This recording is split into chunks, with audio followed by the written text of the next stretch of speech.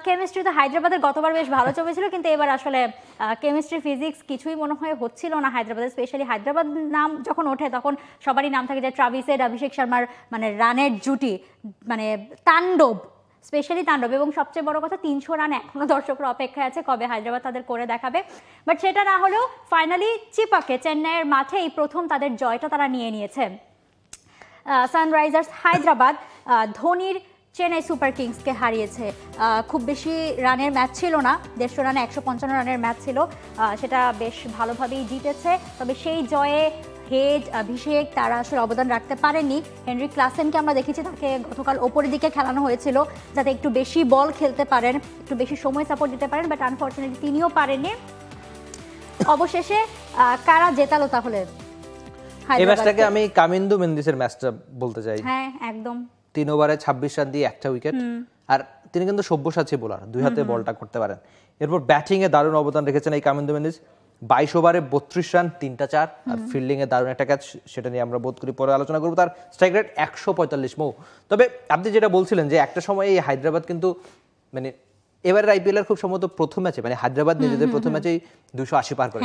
তো তখন মনে হচ্ছিল যে 300 অনেকটা কাছের, মানে আপনি যখন টুর্নামেন্ট শুরু করবেন 280 থেকে 300 আর কতটাই বা দূর, মানে 14-15 রান করলে তো 300 রান হয়ে যেত।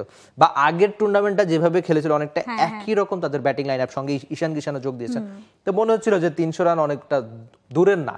কিন্তু এবারের আইপিএলে তারা যেভাবে ব্যর্থ হয়েছেন, বিশেষ করে ট্রাভিস হেডের কথা বলতে হয়, যিনি আইপিএল ইতিহাসেরই অন্যতম সেরা ক্রিকেটারদের একজন। আমরা একটু ট্রাভিস হেডরা কেমন করছে সেটা একটু দেখে নেই। শুরুতেই করেছেন ট্রাভিস হেড, যিনি এবারের আইপিএলে 67 দিয়ে শুরু করেছিলেন মৌ। তারপর 47, 22, 4, 8, 66, 28, 0, 19। তারপর বাকি মানে ধরেন আপনি দুটো ম্যাচে আমরা দেখতে পাচ্ছি 60+ রান, তার একটা ম্যাচে 47। বাকি ম্যাচগুলোতে আসলে ট্রাভিস হেড সুলভ ব্যাটিং না। এরপর আমরা যদি দেখি যে আসলে হেনরি ক্লাসেন এবারের আইপিএলে মানে অভিষেক শর্মা আর ট্রাভিস হেডের তুলনায় হেনরি ক্লাসেনকে কিছুটা আসলে বলা যায় যে বেশ মোটামুটি 9 ম্যাচে 288 রান করেছেন। আমরা রানগুলো দেখতে পাচ্ছি 34, 26, 32, মানে তার রানগুলো খুব বেশি বড় না হলেও মানে স্ট্রাইক রেট ভালো ছিল। মানে ওই যে ছোট ছোট আমরা পরের দিকে যে ক্যামিওগুলো দেখি সেগুলো, কিন্তু এই কারণেই হয়তো বা হেনরি ক্লাসেনকে কালকে উপরে খেলানো হয়েছিল যাতে তিনি আসলে বল আরও বেশি পান এবং আরও বেশি রানটা আরও বড় করতে পারেন। বাট আনফর্চুনেটলি গতকাল ও ক্লিক করেনি। এবার আমরা অভিষেক শর্মার আইপিএলের এবারের অবস্থাটা দেখে নিতে চাই। অভিষেক শর্মার অবস্থা মনে হয় আরও বেশি করুন বলতে গেলে, একটা ম্যাচ ছাড়া বাকি কোনো ম্যাচে জ্বলে উঠতে আমরা দেখিনি। ফার্স্ট ম্যাচ শুরু করেছিল 24 রান দিয়ে 6, এরপর 6, 1, 2, 18, মানে একজন ওপেনারে থেকে এই রানগুলো আসলেই একটা দল আশা করে না।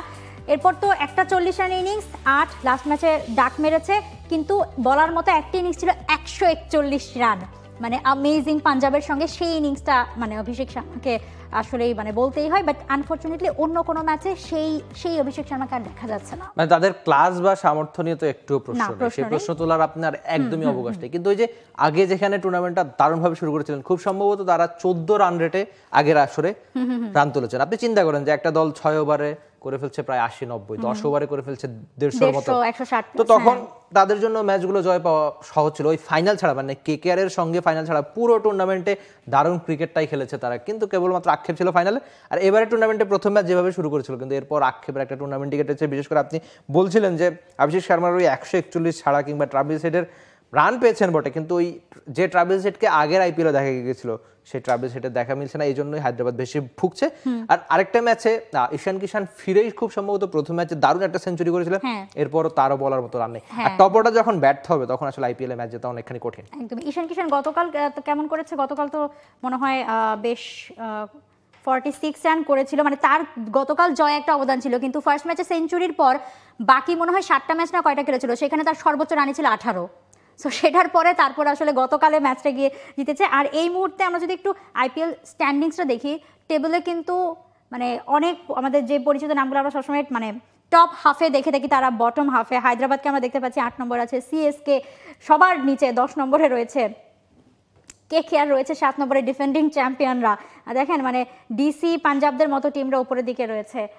এবারের আইপিএল আসলেই মানে আমি শুরু থেকে বলছি যে মানে এই যে ডিফারেন্সটা ক্রিয়েট হয়েছে, লো স্কোরিং ম্যাচ হচ্ছে, হাই স্কোরিং ম্যাচও হচ্ছে, এই ব্যাপারগুলো সবচেয়ে আমার মনে হয় ভালো লেগেছে। কারণ একতরফাভাবে হাই স্কোরিং রান ম্যাচ দেখতে দেখতে মনে হয় আইপিএল একটু মানে থাক গায়া না, এটাই আসলে আপনি যদি এখন কোয়ালিটি ক্রিকেট দেখতে চান, ভালো বোলার মানে মাঠে ক্রিকেটে ভালো ব্যাটেল যদি আপনি দেখতে চান সেটা কোথায় দেখবেন?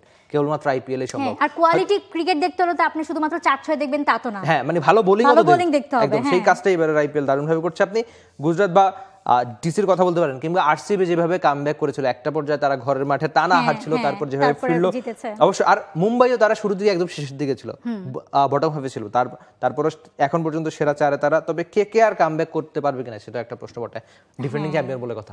একদমই তাই। সো এখন অনেক সময় বাকি আছে আইপিএল এর, কে কামব্যাক করার সুযোগ এখনো সবার আছে। রিয়াল মাদ্রিদের ইউসিএল এ না থাকলে বাকি সবার রয়েছে। For more updates, subscribe to our YouTube channel and click on the bell icon. Follow us on Facebook and Instagram. Download T-Sports app to enjoy exciting games and highlights. Visit tsports.com.